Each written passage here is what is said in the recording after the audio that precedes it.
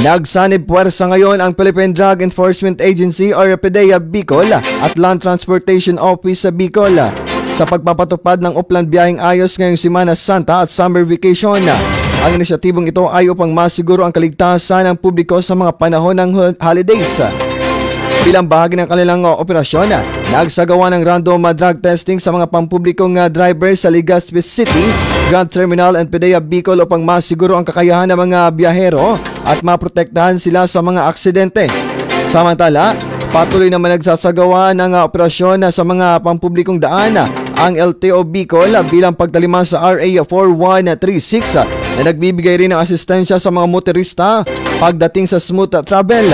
Namahagi rin ng road safety flyers ang ahensya bilang parte ng kanilang information dissemination at upang paalalahanan ng mga road users na sundin ang mga regulasyon at panuntunan ng land transportation.